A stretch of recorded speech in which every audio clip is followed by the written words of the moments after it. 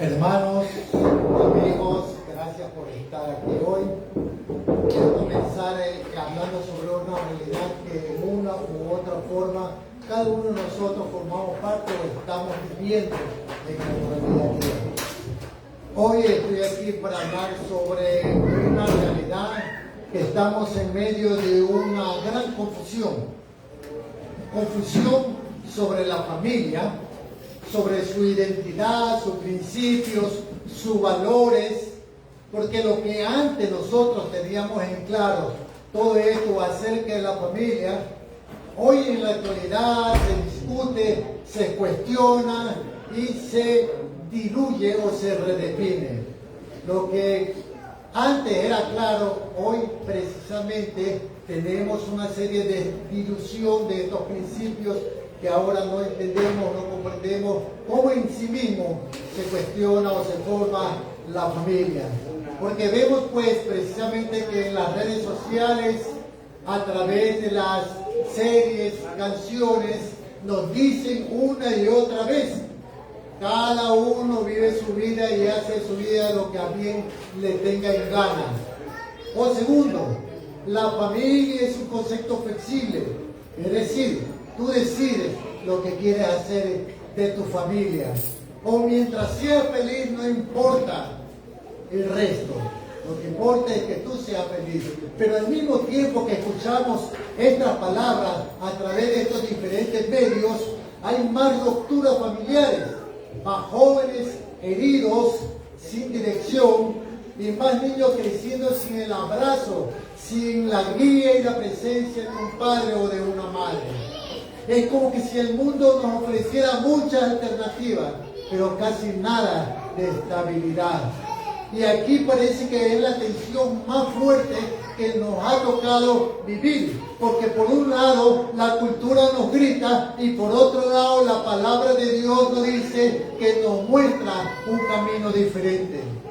Mientras la cultura por un lado nos dice, tú inventas las reglas, tú inventas tu modelo de matrimonio, pero Dios a través de su palabra nos dice, yo soy tu creador. Yo diseñé la familia y no la diseñé para limitarte, sino para bendecirte. De esta forma es que precisamente esta conferencia no está aquí para juzgar a nadie, ni para traer cosas de la vida pasada o historias pasadas, sino para que escuchemos la voz de Dios en medio de tanto ruido social. Ahora, quiero ser muy claro en cuanto al propósito de esta conferencia. Precisamente son tres propósitos que yo quiero compartir el día de hoy. Primero, exponer las mentiras de la cultura sobre la familia. Segundo, redefinir el diseño de Dios o redescubrir el diseño de Dios original en nuestras vidas. Y tercero, quiero inspirar decisiones concretas para fortalecer el hogar, el matrimonio, los hijos. Ahora, no queremos pues que esto se quede una charla bonita y qué bonito y el hermano habló bonito. Queremos que salgas aquí al menos con una decisión clara de que en tu vida vas a plantar un cambio práctico, aunque sea pequeño. Esos cambios pequeños pueden obrar grandes cambios a nivel social y puede establecer una diferencia en su hogar. Pues no quiero, hermanos, que escuches a la voz de tu mente y golpees a tu cónyuge y dices, para ti es esto. O que no vino mis hijos. O que la vecina que inventé no llegó, pobrecita. A ella le hubiese caído muy bien esta conferencia. Dios quiere hablarte directamente a ti, sí, a ti esposo, a ti esposa, a ti hijos. Dios quiere tratar contigo hoy.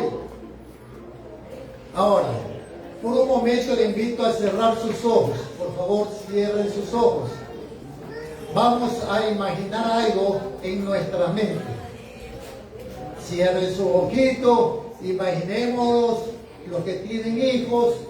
Imaginemos que pasan los años, los hijos crecen, los nietos también crecen, Imagínate que un día de estos ellos se sientan, la familia se sientan, los nietos se sientan, los hijos se sientan y quieren saber de la vida del abuelo.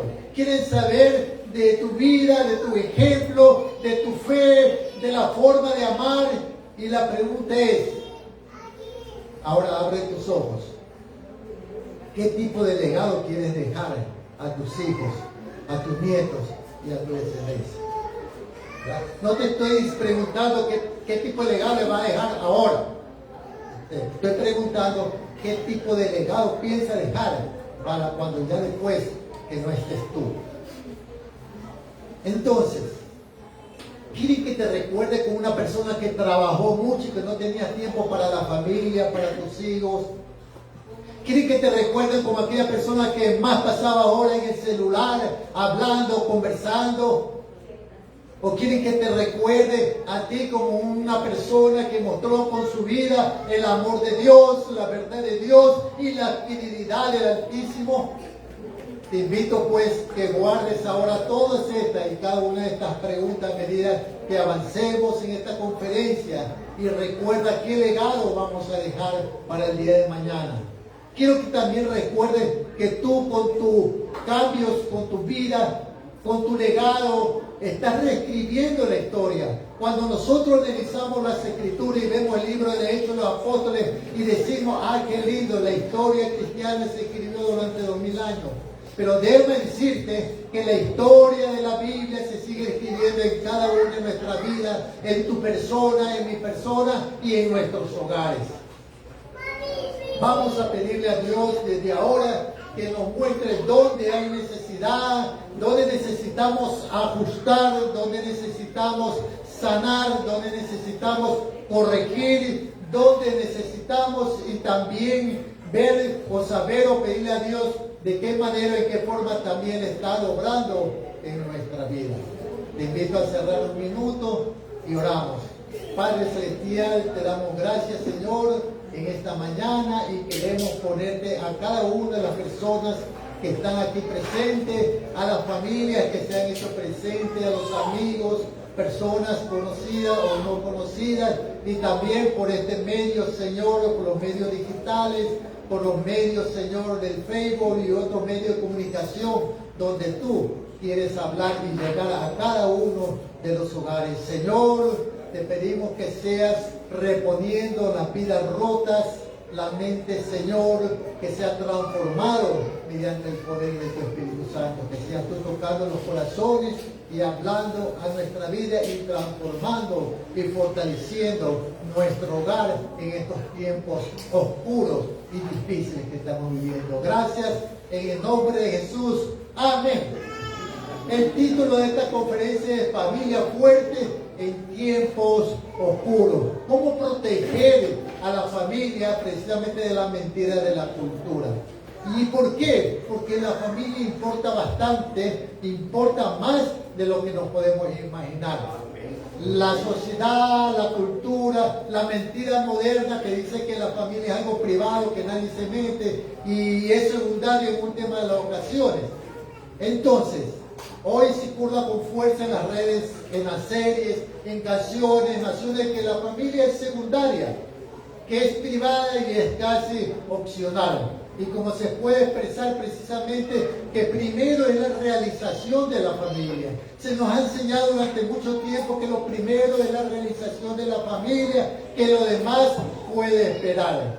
Muchos esposos han priorizado estudios, profesiones, migraciones en busca de mejores oportunidades. Y el resultado es precisamente la familia, el hogar y los hijos quedan separados en desventajas y vulnerabilidad. Y a primera vista parece que esto suena lógico. ¿Quién no quiere prosperar? ¿Quién no quiere traer algo de lo mejor para su familia, para su hogar y para ver crecer a sus hijos y pagar su educación? Pero el problema de fondo es que detrás de este discurso hay una mentira peligrosa. Tratar a la familia como algo que se atiende después, cuando en realidad es la base que se resiente si se lo posterga finalmente. Ahora, yo quiero aclarar sobre este punto. La juventud y la soltería son las etapas ideales donde se siembran valores. Es la época donde se estudia, es la época donde se trabaja y se profesionaliza con el fin de ser productivo y prepararse para tener o formar un hogar económicamente estable. No es después, porque con las cargas y las responsabilidades que trae la familia suele ser más difícil construir desde cero lo que no se trabajó antes. Por eso muchas veces escuchamos juventud, divino tesoro. Otro ejemplo de las mentiras que encontramos precisamente en la cultura es que cuando se hacen grandes planes tenemos que tener algo en cuenta muy especial. En todas partes se hacen grandes planes, se realizan estrategias políticas, estrategias económicas, se elaboran leyes, proyectos educativos, pero la familia, por lo general, suele estar en la última línea. A la familia no se las toma en cuenta, ¿o sí? En los planes y proyectos educativos le dicen a la familia: venga, ayúdenos a formar parte de este sistema, cómo ayudar a nuestros jóvenes en su desarrollo cognitivo. En gobiernos, con la elaboración de leyes, nos pregunta y nos dice cómo podemos fortalecer nuestra familia.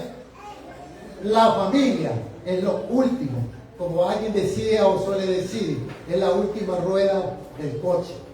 Entonces, ¿qué nos dice?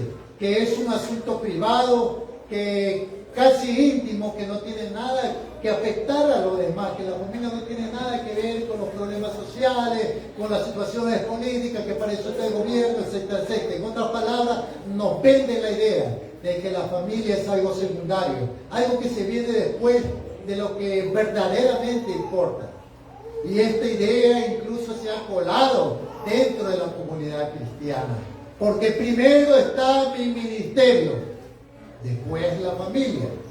Primero es la iglesia, después la casa. Primero es mi trabajo y después veremos el resto. Y sin darnos cuenta hemos sido comprados con esta idea de que el lugar donde se hacen las grandes cosas es afuera, no en nuestro hogar. Y que la familia es una especie de zona de descanso donde vamos, nos relajamos, comemos, dormimos, recargamos baterías para ir a lo que verdaderamente, entre comillas, es importante allá afuera.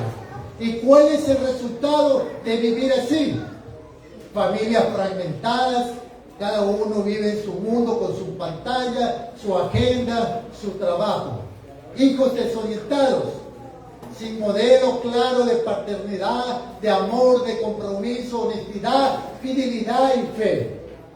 Soledad disfrazada muchas veces de una libertad que en realidad considera es una atadura, porque por dentro están solos, por dentro están rotos y por dentro están vacíos. La Biblia nos muestra claramente ejemplos de lo que sucede cuando se descuida la familia. Recordemos el caso de 1 Samuel, capítulo 2, al sacerdote Elí, por ejemplo. El sacerdote Elí servía en el templo, pero descuidó su familia, pero descuidó sus hijos.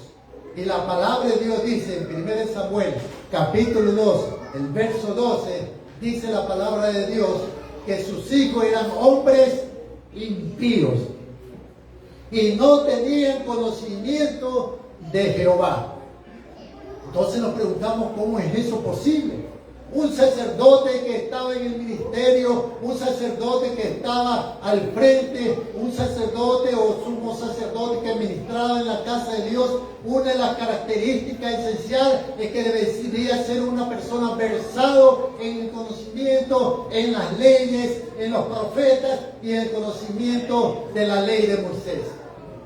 Que la ley mismo le decía que eso tenía que transmitirle. Una de las funciones del sacerdote era enseñar la verdad, valores, principios basados en la ley de Moisés, basados en la palabra de Dios.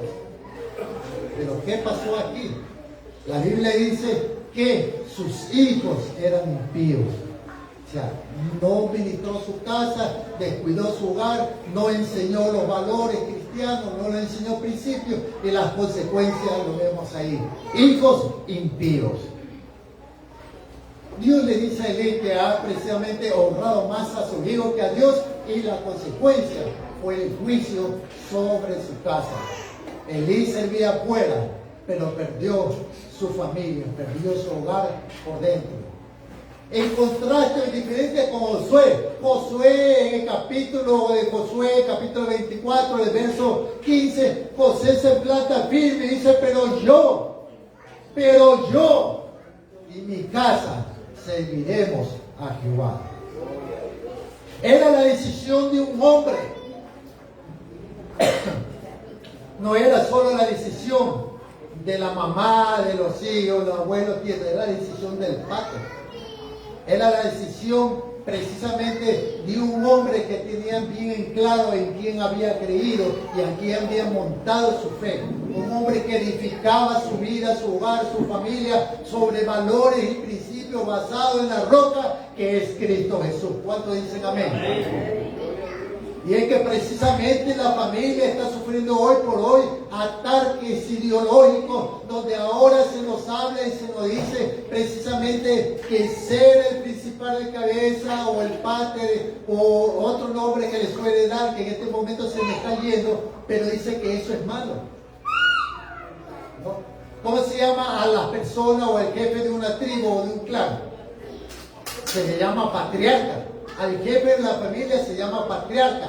Ahora la ideología, ahora la cultura le dice que hablar de patriarcado es precisamente algo dañino, destructivo, que tiene que ver, que ser patriarca es algo malo porque somete a la mujer y somete a la familia a conceptos y preceptos que son contra las leyes de la sociedad y etcétera, etcétera.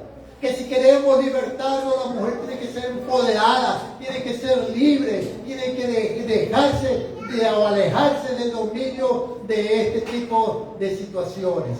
Y constantemente escuchamos cómo la cultura se va metiendo a través de los medios de comunicación, a través de la música, a través de la comunicación, a través del sistema educativo que le enseña a nuestros hijos que el patriarcado es malo. Pero si cuando nosotros analizamos, nadie te explica en qué consiste el patriarcado. Y la Biblia nos enseña que el patriarca no es un ser malo, mezquino, egoísta. Patriarca es un líder que gobierna un hogar, una familia, un pueblo. Dios llamó a un hombre y con él llamó a su casa y con su casa llamó a su familia. ¿Y qué dice el Señor en su palabra? Y creyó Abraham y le fue contado por justicia. Y es precisamente de este hombre que Dios bendice a la sociedad y que Dios bendice a un país. Y recordemos que Abraham era ¿qué? Era el patriarca. Y nosotros vemos que Abraham no era precisamente un dirigente abusivo, antes por el contrario. Los que trabajaban, los esclavos de aquella época, eran tenidos como parte de la familia. Su esposa no estaba sometida. Su esposa era una princesa, tenida como una princesa. ¿Cuántos quieren que en sus hogares sus esposos la tengan como princesa? ¿Verdad? Muchos. Debemos aprender de ese patriarca. Precisamente, y ese patriarca que tiene una posición de princesa o de reina a su esposa, es la misma esposa que honra a su patriarca y le llama mi señor. Ahora yo pregunto, ¿cuánto dirían ustedes a su esposo mi señor? ¿Ah? Le tienen el plato, toma, come si es que quiere. Oye, eso claro, en buenos casos que los atiendan, ¿verdad? Entonces ahí se los valora, sí, amén, sí, dale más duro. No se trata de pegar, se trata de aclarar los asuntos, porque tenemos que aclarar las mentiras que la cultura está metiendo en nuestra vida, en nuestra familia, y destruyendo nuestra relación, destruyendo la familia, destruyendo los matrimonios. Y es que precisamente eso es, y recordemos que hubieron dos familias que surgieron de Isaac, hijo de Abraham. Era Esaú y Jacob. Fueron dos familias. Uno decidió refundar su vida, su familia y su hogar en la roca que es Cristo Jesús. Jacob tuvo una revelación de Dios porque comenzó a buscar de Dios y en el sueño veía una escalera que conectaba con el cielo y ángeles que subían y bajaban. Y es que precisamente cuando hacemos de nuestra familia un muro de protección, cuando paramos nuestras vidas, nuestra familia, nuestros hogares bajo principios claros, bajo normas claras, bajo valores cristianos, nosotros constantemente recibimos la presencia de Dios, del Espíritu Santo y ángeles que acampan alrededor de los que le temen. ¿Cuántos dicen amén?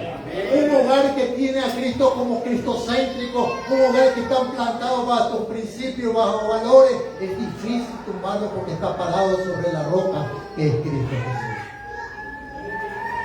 Pero el otro, Saúl, formó su familia con mujeres impías, buscó mujeres que inclusive fastidiaban a los padres. Porque si usted leerá en la Biblia, dice que ellos se sentían angustiados por la molestia y la forma en que estas mujeres impías se les burlaban a ellos. Claro, se burlaban de su fe. Ellos creían en un Dios invisible, mientras que ellos adoraban ídolos, adoraban a Moloch, adoraban a otros dioses paganos. Entonces se reían de la fe de su suegro. ¿Por qué? Porque su hijo no decidió plantar su vida, su hogar y su familia sobre la roca que es Cristo Jesús. Lo decidió plantar sobre el desierto, sobre la arena, sobre las cosas efímeras. Y hasta ahí vemos lo que es la vida de este hombre.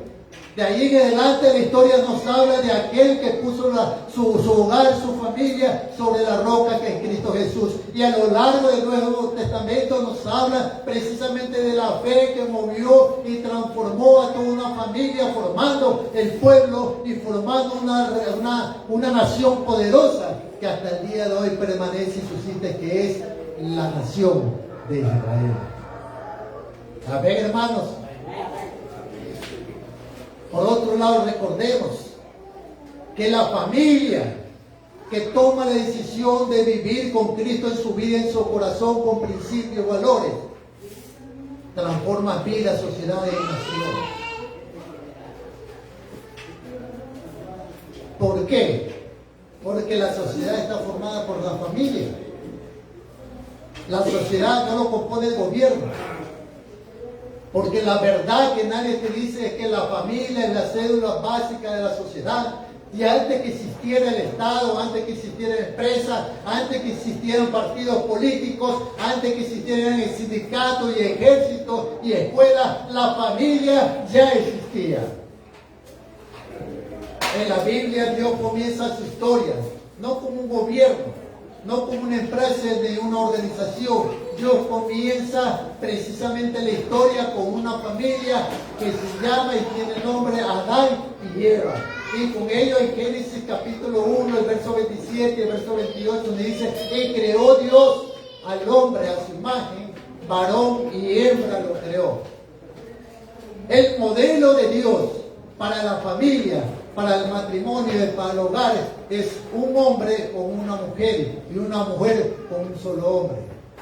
La cultura nos vende hoy en día un modelo de que el hombre macho o macho menos, el hombre ese que tiene tantas aventuras sexuales y se acuesta con quien sea y que es como el gallito de la película, el gallito Claudio, y es el varón que representa la masculinidad. Lo mismo sucede con la mujer. A las mujeres se les ha vendido la idea de que son mujeres independientes, empoderadas y que por lo tanto ellas pueden hacer su vida y decidir con cuántos hombres puede acostarse. Y hoy en día ya no hay vergüenza, ya no hay cara, lo dicen públicamente y lo publican también en Facebook, medios de comunicación, de las aventuras, y no falta quienes sinvergüenzamente llevan hasta un registro de agenda donde dice fulano, sultano, mengano.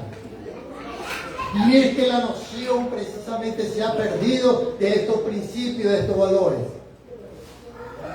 Pero la palabra de Dios dice que todo lo que el hombre sembrare, de eso segará. Llegan los 40, a los 50 años y están asustadas porque hasta esa hora y hasta esa edad no han podido tener un compromiso firme, no han podido tener un hogar correcto. no lo han tenido y llegan a la vejez sin un esposo, sin alguien que los sostenga económicamente. Y con hijos que muchas veces tienen diferentes nombres de diferentes compromisos. Y llegan al final de la vida, a la vejez, llorando y lamentándose porque los hijos no son apoyo, porque no tienen un hombre a su lado. Y es que lo que sembramos, eso cosechamos. Por eso que hay principios y hay valores que tenemos que rescatar, que tenemos que luchar en esta lucha espiritual, porque hay principios y hay valores que debemos defender en nuestra familia, en nuestro hogar, en nuestro matrimonio. Dios no solo mira la fe de Abraham, mira que Abraham hará con sus hijos, con su casa, porque dice la palabra de Dios en Génesis capítulo 18, el verso 19, y Dios dice de Abraham, porque yo sé que mandará a sus hijos y a su casa después de sí, a que guarden el camino de Jehová. Dios no solo mira la fe de Abraham, sino que mira lo que Abraham va a hacer con sus hijos y con su casa. Es un hombre y una mujer llamados a un pacto de amor estable. Un hombre abierto a la vida y a los hijos. Una comunidad pequeña donde se aprende a amar, se aprende a obedecer, se aprende a servir y se aprende a trabajar. Y es que aquí está la clave.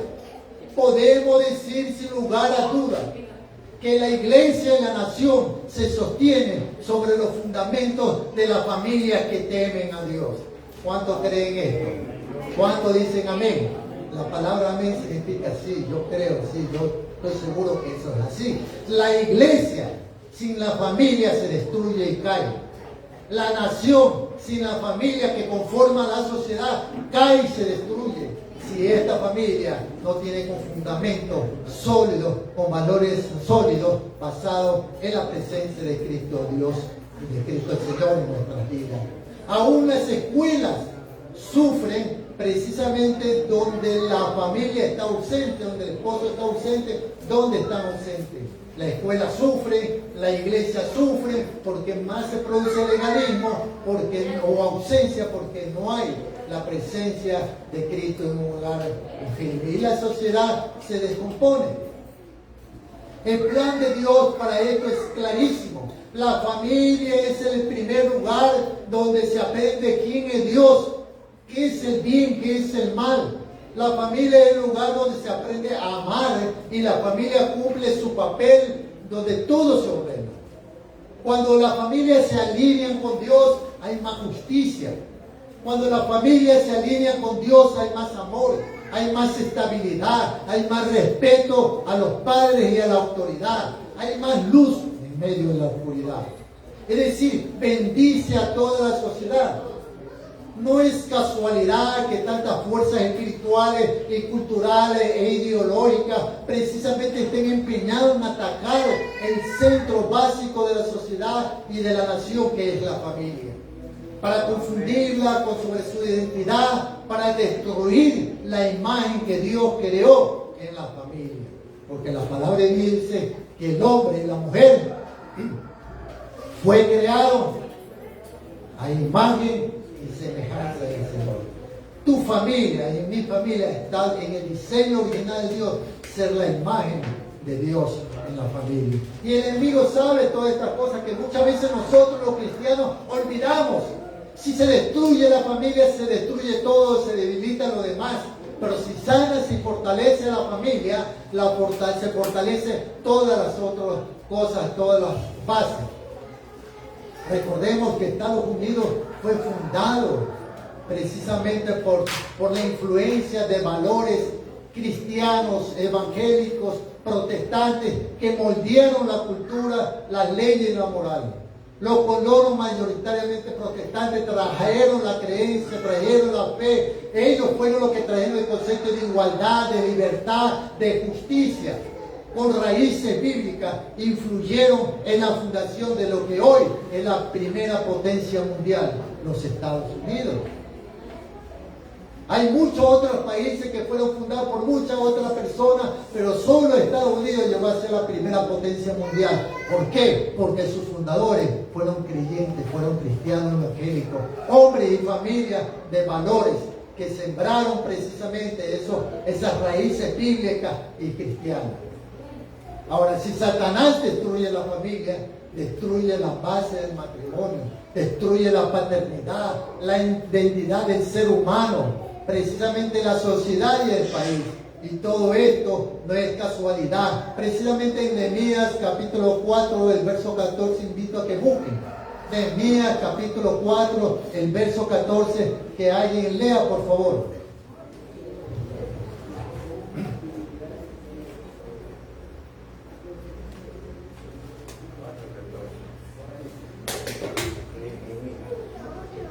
Nehemías capítulo 4, el verso 14. Cuando están construyendo los muros, Nehemías dice: no temáis delante de ellos. Acordaos del Señor, grande y temible, y pelear por vuestros hermanos, por vuestros hijos, por vuestras hijas, por vuestras mujeres y por vuestra casa.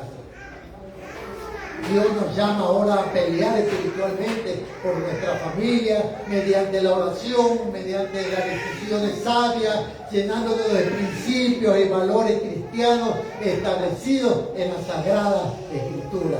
En tiempo de calidad y obediencia a su palabra, en honestidad y en santidad. Otra mentira de la cultura es que lo que pasa en casa se queda en casa. Este impacto impacta a la nación y a la historia. Es una gran mentira que dice: no, tu vida es privada. Y en cierta forma decimos así, ¿no? ¿Qué necesito que los vecinos se enteren de mi vida? Que la gente sepa de mi vida. Es privado, claro, pero lo que sucede en tu casa impacta a tu sociedad, impacta a tu nación, impacta en la historia. Entonces estas frases en sí parecen bonitas, pero son muy peligrosas. Porque una de ellas es precisamente que la nación se ve afectada por esta situación. Si vives en una casa que está rodeada por personas, estas personas, es decir, tus hijos, algún día salen al mundo. Algún día salen al mundo. Y si el niño hoy ve violencia, mañana cuando sale a formar un hogar, va a repetir el mismo ciclo de violencia que vio en su hogar. La niña que crece sintiéndose despreciada, cuando salga al mundo, cuando salga a la sociedad, quizás mañana se tendrá una relación tóxica, queriendo precisamente sentirse querida y amada. El adolescente que ve a su padre mentir, engañar, estafar o ser infiel a su madre, puede terminar creyendo que esto es normal y que es parte de la vida. Indudablemente nadie nace sabiendo. Nadie nace respetando, nadie nace sabiendo dialogar o perdonar. Eso se aprende. ¿Y dónde se aprende? Precisamente la primera escuela no es el colegio, no es la universidad, no es el gobierno, es tu casa, es tu hogar, es tu familia. Lo que le enseña a tus hijos, para bien o para mal, lo va a marcar para toda la vida en la sociedad y donde él trabaje y donde él se desenvuelva. Porque este aprendizaje no se queda solo en las cuatro paredes del hogar o de la casa. Esto sale a la calle, a la oficina, a los colegios, a los gobiernos, a la empresa, a la iglesia. Por eso vemos hoy en día que en familias rotas, vemos en gobiernos y vemos precisamente en nuestros gobernantes cada día más corrupción, cada día más perversión en nuestra sociedad, cada día más maldad, se podría decir. Porque detrás de tantos problemas políticos, sociales, casi siempre hay heridas privadas. Cuando miramos pues las estadísticas de violencia, cuando miramos las cifras de drogadicción y los casos de delincuencia, las historias de corrupción, los problemas de salud mental, debajo de todo esto, a menudo hay historias de abandono, hay historias de abuso, hay historias de padres ausentes, familias rotas, hogares sin afectos y límites claros. No quiere decir que todo lo vamos a explicar como asunto de la familia, pero la familia pesa mucho. ¿Cuántos dicen amén? Porque lo que sucede en tu casa te va a marcar el resto de tu existencia. Yo me acuerdo de una historia de mis padres que no eran creyentes y de cuando yo acepté en mi adolescencia a Cristo Jesús, yo me quería bautizar, yo quería ser de Cristo. Yo entregué mi corazón a Jesucristo un día determinado y cuando hablaron de bautismo, yo dije, yo quiero ser del Señor completamente, yo quiero bautizarme. Fui y hablé con mis padres, en conversa. Y mi padre, el consejo de mi padre dijo, no, tú eres muy joven, no puedes ni debes bautizarte. Tú eres joven, debes gozar de la vida, debes disfrutar de la vida, debes gozar de tu juventud. Y yo me pregunto, ¿en qué consiste disfrutar de la vida, gozar de tu juventud? En ser mujeriego, en practicar la promiscuidad, en andar en discoteca, en bailes, en altas horas de la noche. Eso es gozar la juventud, eso es gozar la vida. Yo fui a acompañar a la iglesia al bautismo en el Estero Salado en Guayaquil. Y mientras se bautizaba, yo no soporté más y dije, bautíceme. No me importa si al llegar a mi casa mi padre me maltrata, me pega, me agrede o me arrastra, pero yo quiero ser de Cristo. Amén. Y me bauticé. Y no estuve tomando un curso especial cuadrangular ni bautista sobre bautismo para bautizarme. Era parte de mi vida. Los cursos los tomaría después, pero yo quería ser completo y quería ser de Cristo. Y en ese momento, con ropa y todo, justamente yo usaba una ropa blanca, porque de muchacho yo quería ser doctor. Me vestía como doctor y andaba de blanco, imagínense. Meterme en una agua contaminada por, ¿cómo se llama? Por eso de los petróleos y todo eso, pero no me importaba. Yo quería ser 100% de Cristo, el chuculú me bautizado. Mojadito que me cambio así, si me pega, pero yo ya soy de Cristo. Gloria a Dios. Mis padres me comprendieron, lógicamente no me castigaron, no me hicieron nada, pero yo me bauticé en ese momento. Y fue una decisión grande, pero lo que quiero traer a colación precisamente es cómo los padres aconsejan a los hijos. ¿Me comprenden? Cómo la cultura precisamente nos rompe desde nuestra misma familia. Los padres le enseñan que el hijo varón es el perro de la calle. Puede hacer lo que le da la gana, puede acostarse con quien le da la gana. Entonces, no conocen de valores, no conocen principios, que tanto la mujercita de la casa como el varoncito de la casa, nuestros hijos, tienen que guardarse limpios, puros y sin mancha hasta el día del matrimonio. Hay principios y hay valores que no se pueden relegar, que no se pueden trazar, porque las consecuencias son nefastas.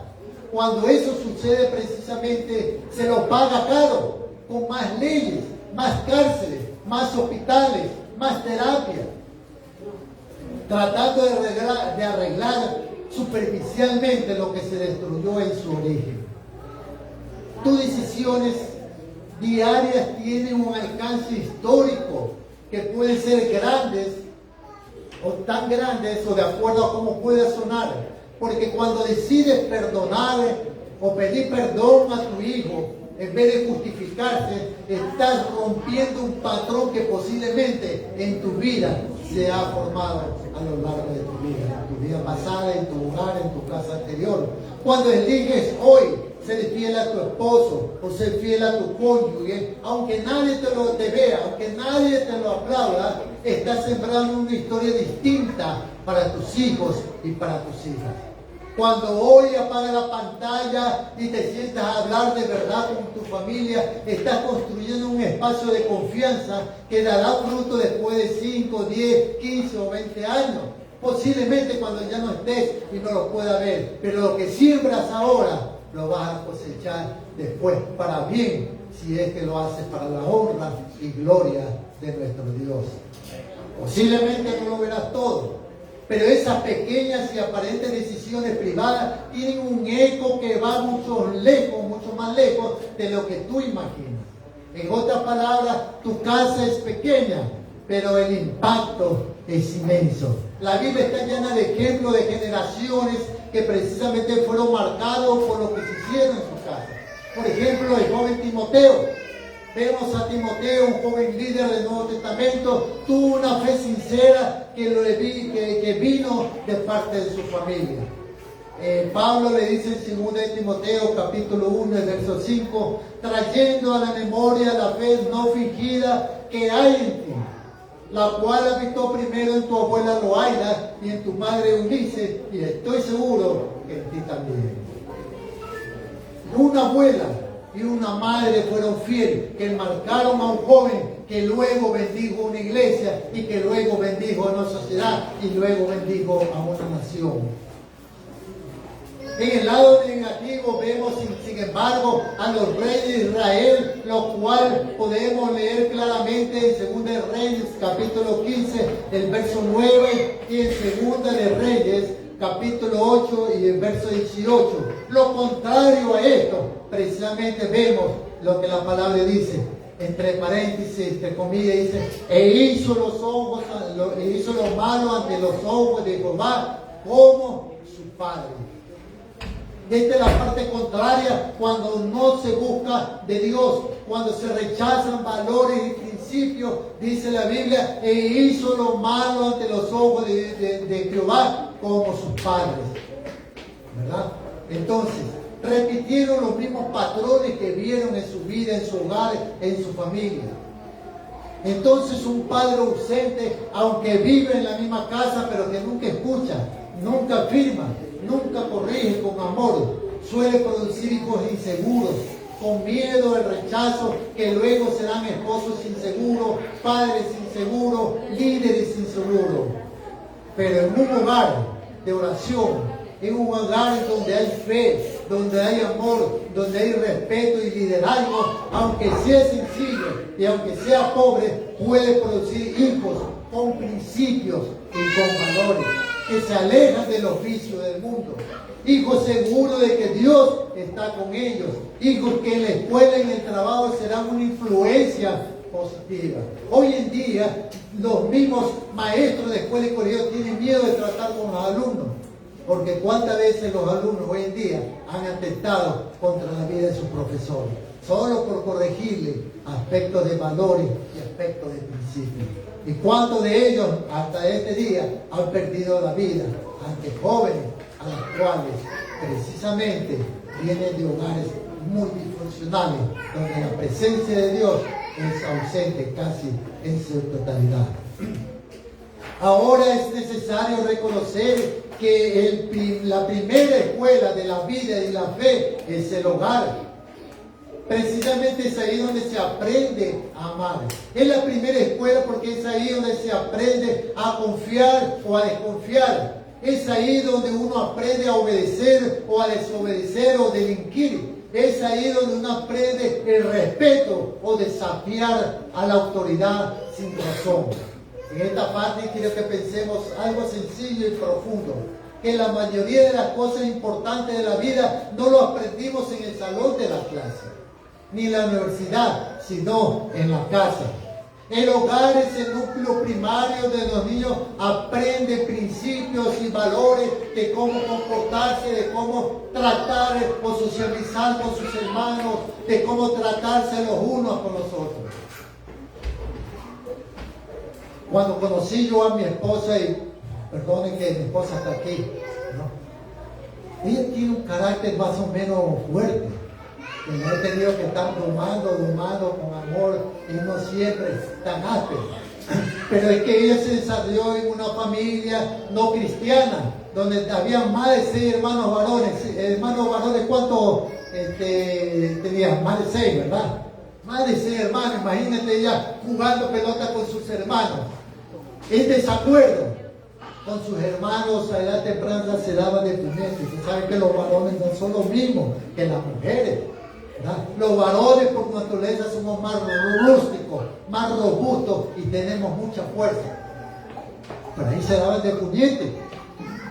Y ella guarda una cicatriz que no sé si le habrán notado encima de las mejillas, que no es muy notorio, porque tiene una cicatriz ahí. Pero con una de esas peleas con uno de sus hermanos cogió y le tiró un ladrillazo, una piedra, y le partió aquí. ¿Me comprenden?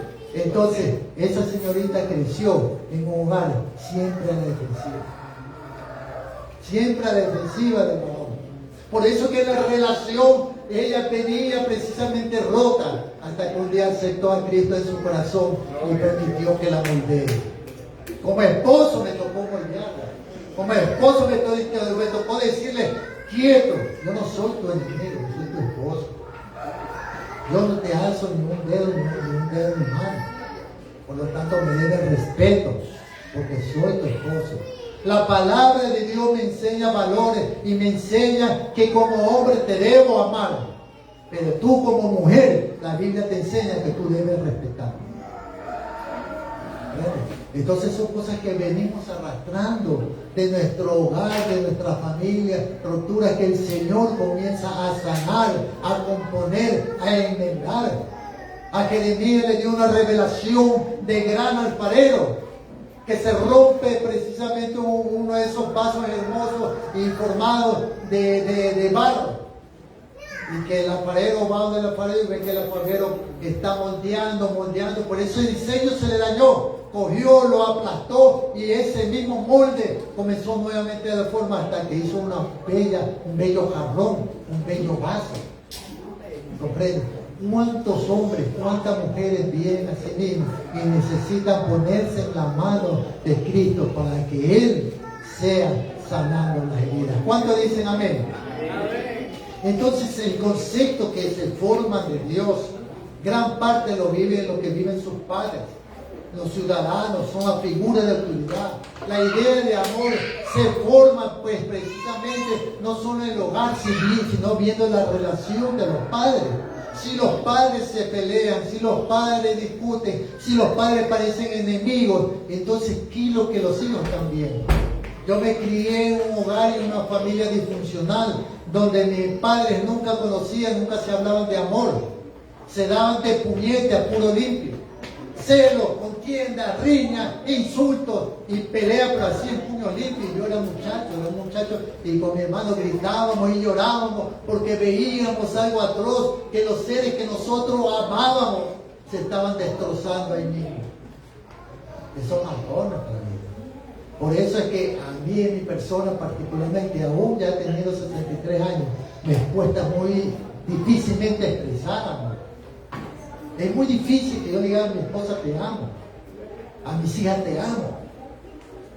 Y lo digo pero con mucha dificultad y con mucho problema, porque eso marcó mi vida. Mis padres nunca me dijeron te amo hijo, nunca. Y mi esposa tuvo que enseñarme a mí a cómo debo contestarle cuando le llamo a ella. Cuando me llamas, tú tienes que decirme mi amor. Porque ella nunca escuchaba que yo dijera algo de amor a ella. Entonces ella comenzó a educarme y decirme, cuando me llames por teléfono, tienes que decirme mi amor. Así que comencé a practicar. Cuando la llamaba, estaba de viaje, estaba por el país y quería conversar con ella, le llamaba mi amor. Cuando estaba por aquí o en otro lugar solo, una vez, recuerdo yo que estaba en una tienda comprando y había personas ahí, había una señora, también una joven. Y yo comienzo a llamar por teléfono, mi amor, ¿cómo está este otro? Y la joven se queda mirando, la señora se queda mirando, ¡qué lindo! ¡Qué hermoso! ¿Cómo ese hombre ama a su esposa? Y yo decía, si supiera que me cuesta decir eso. Mi esposa me enseñó y está educándome para que yo en mi parte cognitiva pueda desarrollar esa habilidad de expresar algo que nunca se expresó en mi vida. Es difícil. Y yo veo a mis hijas que me cogen, me abrazan, me besan, parecen esos pescados, hay un pescado que se llama, que se pega en la que se llama raspabalsa, no sé qué otro nombre tendrá, pero se pega a la balsa, ¿verdad? Y están ahí chupando en la raspa, esa mis hijas se cogen, está que bese, ándate para acá, no moverte, la chispeo por el lado. Y dice, papi, ¿me ama? Sí, te amo, ya. Entonces, son cuestiones, no es que no las amen, no es que no las quieran, sino que son situaciones que marcaron nuestra vida y nuestra existencia. Y nosotros hacemos la diferencia porque esos principios, esos valores o lo que nos marcó en la vida, los transmitimos a nuestra familia. Imagínate si mi familia, mis hijos crecen sin que yo les exprese amor. Les será a ellos muy difícil que en su hogar y en su familia, en su nuevo hogar, ellos expresen amor. Como un pelonero. nunca le escucharon de su padre. Por eso es importante que nosotros centremos nuestra vida en nuestro hogar. Y la Biblia precisamente nos muestra que la casa es el lugar de donde se forma espiritualmente fuerte. En Efesios capítulo 6, el verso 4 dice: y vosotros, padres, no provoquéis a ir a vuestros hijos, sino criadlos en disciplina y amonestación en el Señor. Es decir, no lo hieras con una autoridad dura e injusta e impredecible. Edúcale mostrando el corazón del Señor firme, pero también con amor. En Colosenses capítuel 3, el verso 19, el verso 21, leemos: marido, amad a vuestras mujeres y no seáis ásperos con ellas. Padre, no exasperéis a vuestros hijos para que no se desalienten en el camino de la fe. Un hogar frío, un hogar indiferente, si enseña solo un mensaje, no se puede confiar. Que hay que defenderse siempre. Si muestro mi sentimiento me va a ir mal, por lo tanto muestro dureza para que no crean y confundan con debilidad. Y aunque nadie lo diga con palabras y el corazón del niño lo interpreta así, si papá grita, si papá humilla, si papá golpea, el niño aprende que es una autoridad peligrosa. Si mamá siempre está ausente, descuidada o distraída, el niño aprende que no es valioso y no es una persona importante en su vida. Y si en su casa nunca se pide perdón, el niño aprende a reconocer los errores es debilidad. Por lo tanto, no está dispuesto a pedir perdón de ninguna especie. Por otro lado, una familia, un hogar que refleja a Cristo, enseña perdón. Cuando el papá o la mamá se equivocan y piden perdón.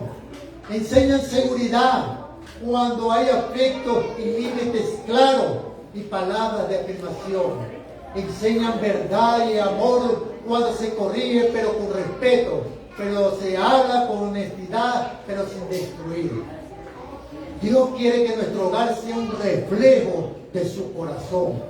En el Salmo 103, verso 13 dice: como el Padre se compadece de sus hijos, así Jehová se compadece de los que le temen. Nuestros hijos deberían poder imaginar a Dios mirando este versículo bíblico, mirando a este salmista, de cómo Dios se compadece de sus hijos, y recordar cuando te mire a ti en tu hogar, tu actitud y tu conducta, cuando lo abraces, cuando lo corriges. Entonces, aquí viene la pregunta básica elemental: ¿qué están aprendiendo tus hijos sobre Dios? Al observar cómo te relacionas tú con tu cónyuge. Si te ven siempre criticando, quizás piense que Dios es un criticón.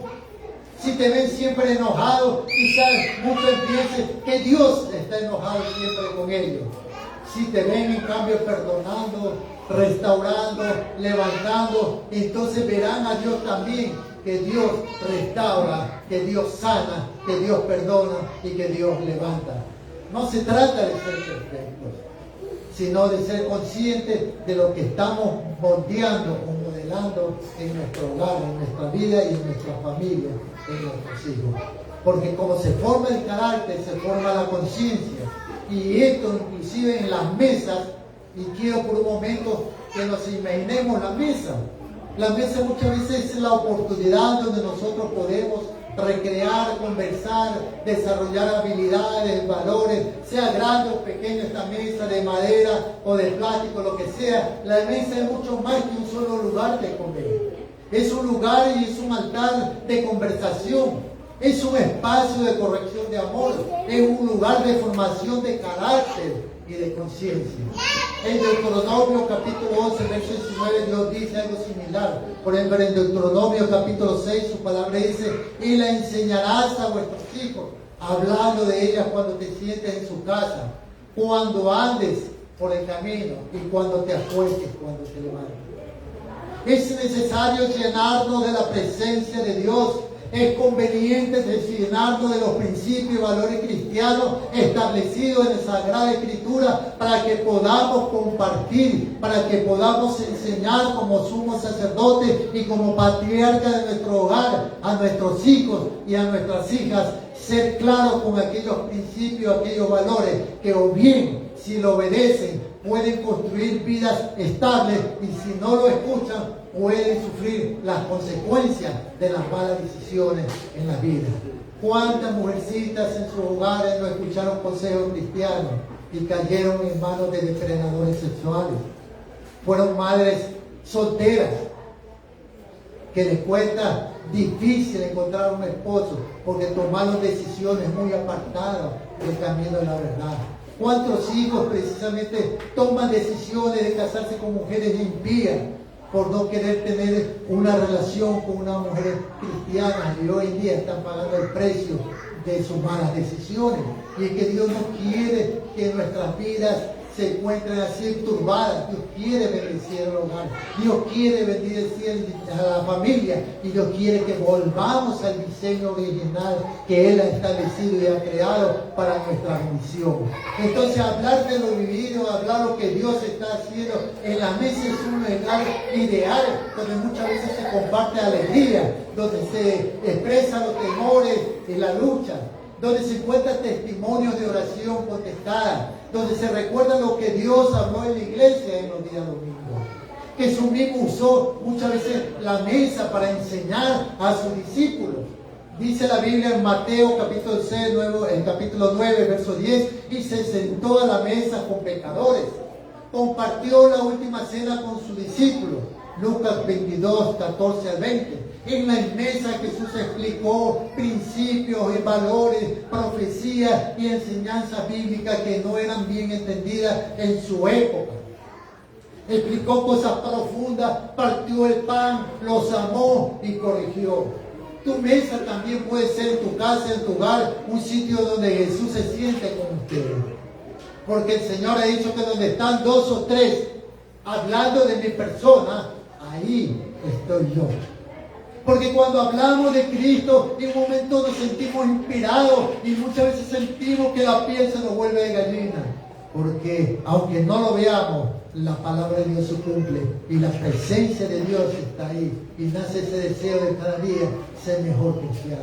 Pero cuando hablamos de música mundana, cuando hablamos de cosas impías, de cosas que deberían avergonzarnos, muchas veces la carne sobresale. Y queremos practicar las vidas malas pasadas que un día vivimos, aquellos pecados que un día que ahora nos avergonzamos de haberlos practicado. Porque así mismo, como Dios está presente cuando se habla de las cosas espirituales, así mismo Satanás se hace presente cuando se habla de las cosas mundanas y pecados. Permítame hacer un pequeño espacio.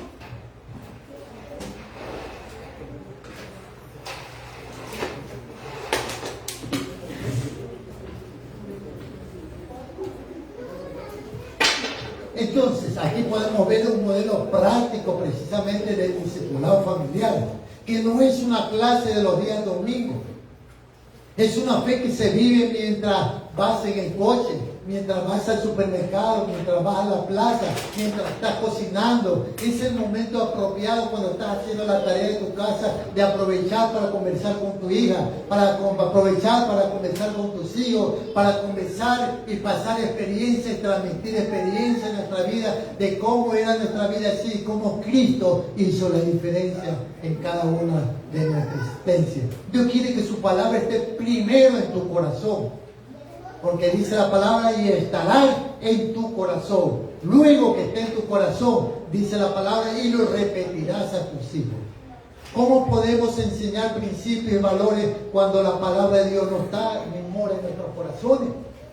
La palabra de Dios dice que la palabra de Dios mora en abundancia en vuestros corazones. ¿Hablando de qué? De chisme, de cuentos, de la telenovela, de la película, de vaqueros.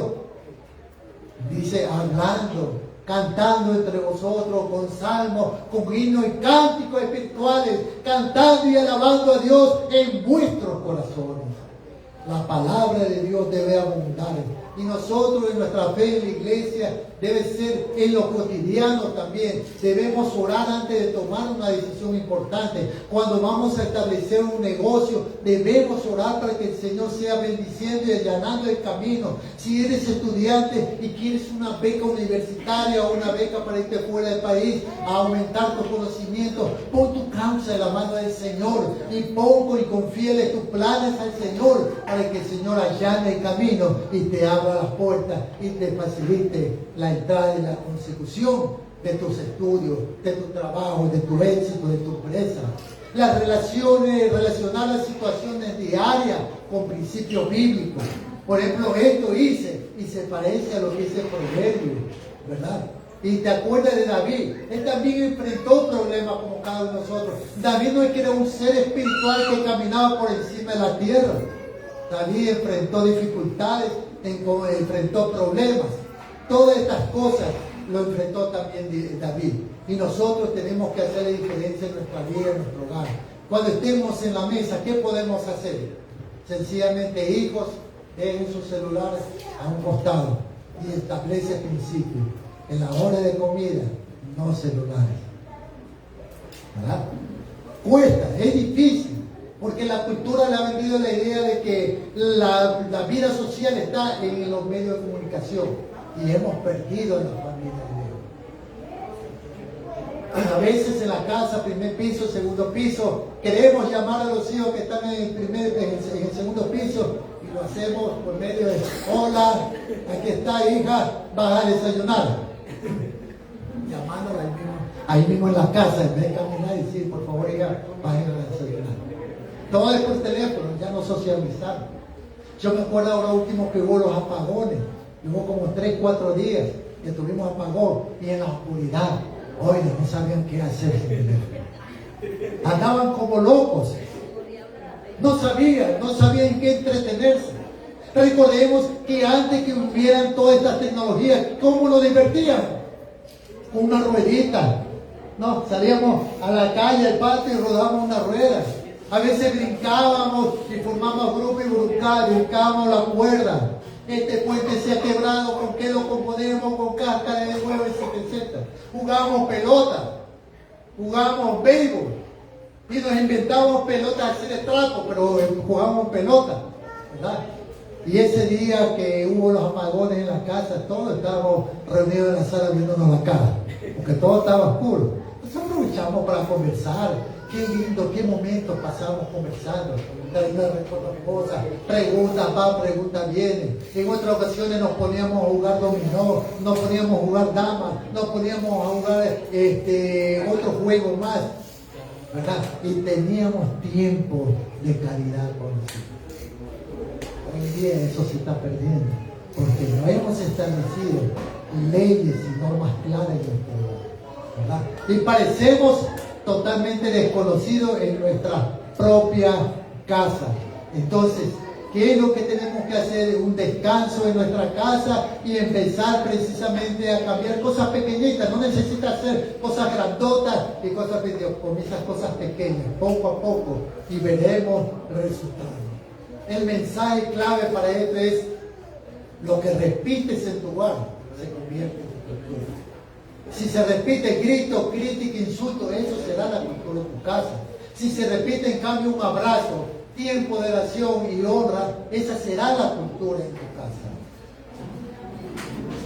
Entonces tu familia sí importa, porque el diseño de Dios para la familia es bueno, sabio y sigue vigente hasta el día de hoy.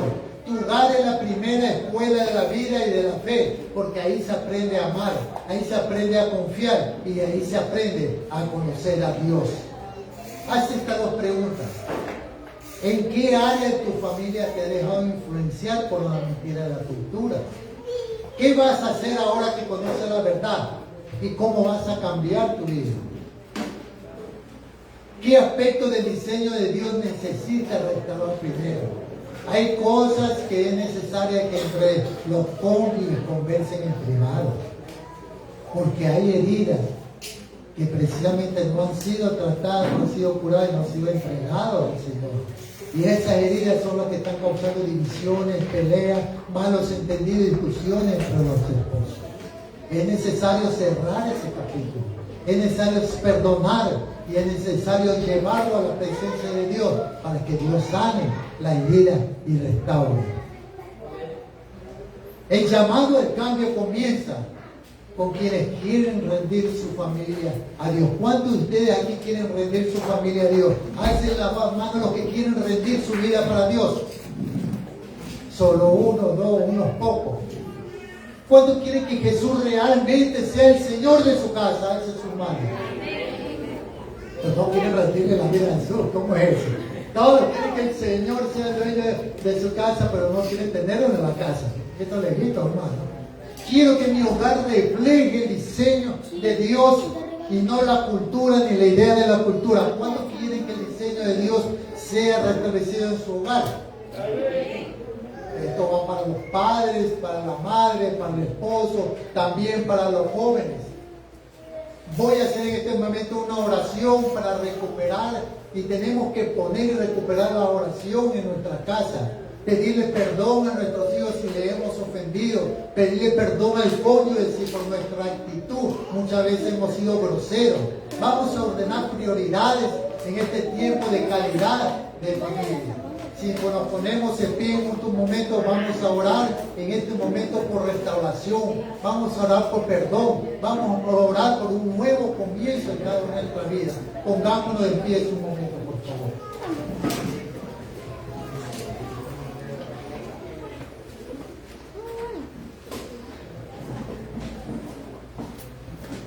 Vamos a orar de nuestros ojitos y a través de los medios de comunicación como el Facebook, vamos a orar también, seguir esta oración.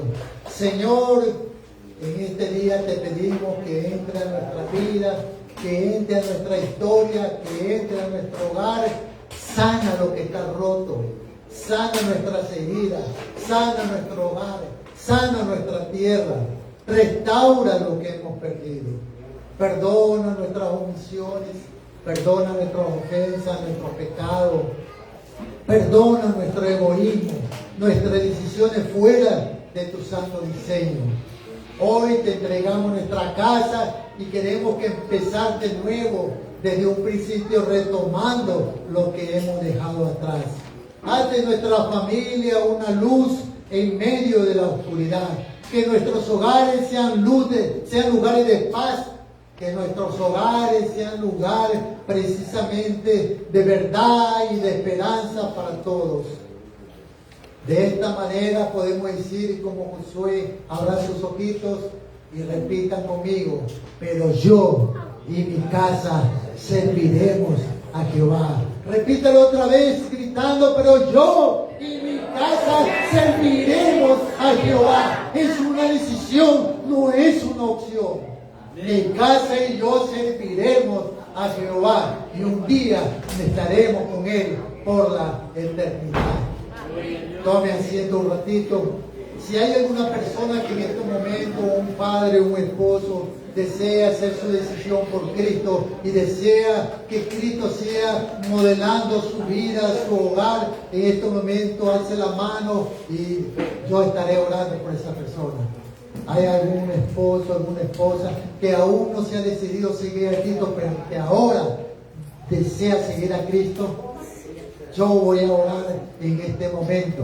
Y si allá en el medio de comunicación nos están oyendo, si deseas aceptar a Cristo Jesús como tu Salvador personal, no necesitas necesariamente ser un esposo o un padre de familia. Si eres joven, si eres soltero o ya estás casado, este es el día aceptable de salvación para no dejar mañana lo que hoy puede hacer con tu vida. Ora conmigo. Padre Celestial, Señor, gracias porque has hablado a mi vida. Gracias por los consejos y la orientación en esta mañana. Te pido, Señor, que perdone mis pecados, que perdone, Señor, las malas decisiones que en mi vida he tomado, pero que han tenido consecuencias nefastas a lo largo de mi existencia. Te entrego mi vida, mis debilidades, mis problemas y te acepto como mi Salvador personal. Fórmame, Señor, a la imagen porque tú nos has creado y que podamos volver al diseño original de Dios para formar una familia, un hogar estable, un hogar donde hayan hijos que crezcan sobre principios y valores cristianos y del amor de Dios, para que haya una generación realmente redimida por Dios. Gracias, Señor, en el nombre de Cristo Jesús. Gracias, Señor. Amén. ¿Hay alguna persona que en esta mañana hizo esta oración conmigo de aceptar a Jesús como su salvador personal? Alce su mano y estaré orando. Si no lo hay, es de suponer que la mayoría son creyentes y eso es muy bueno. Entonces, vamos a comenzar a establecer normas pequeñas en nuestro hogar y a establecer la diferencia que impacte a nuestra sociedad. Dios le bendiga una vez más y el Señor me la acompañe. Shalom, Adonai, Elohenu. Dios me lo bendiga. Vivimos tiempos donde la verdad se confunde, donde la